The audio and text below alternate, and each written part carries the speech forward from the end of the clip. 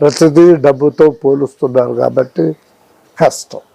చంద్రబాబు నాయుడు కోసం చెప్పండి. ముఖ్యమంత్రిగా 4వ సారి ప్రమాణ స్వీకారం చేసి ప్రయాణం చేస్తున్నాడు. ఆయన 70 ఏళ్ల పైబడిన వయసులో ఉన్నది.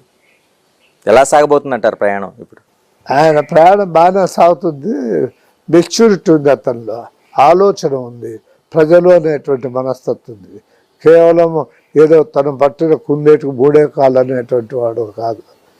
సమయానుకూలంగా సందర్భంగా ప్రజలకు ఏది మంచిది చేస్తే బాగుంటుంది అనే ఆలోచన ఎప్పుడూ ఉంటుంది కాబట్టి అతను సక్సెస్ఫుల్ అవుతాడు.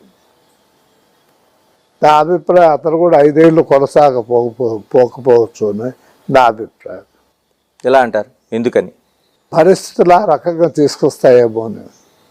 ఆయనే స్వచ్ఛందంగానే వదులుకుంటాడేమో అని నా అభిప్రాయం.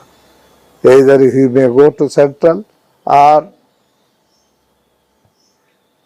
ఏదో నాకెందుకు అనిపిస్తుంది ఆయన 5 ఏళ్ళు ఇక్కడ ముఖ్యమంత్రిగా ఆయన అంటే దించుతారని కాదు నేను చెప్పేది.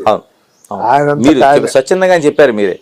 ఆయనంతకు ఆయనే దేశ రాజకీయాల్లో ప్రవేశించవచ్చు, లేకపోతే మరొకటి కావచ్చు. ఏ కారణంతో అయినా ఆయన 5 ఏళ్ళు ముఖ్యమంత్రిగా కొనసాగబోతున్నాము నా అనుభవం.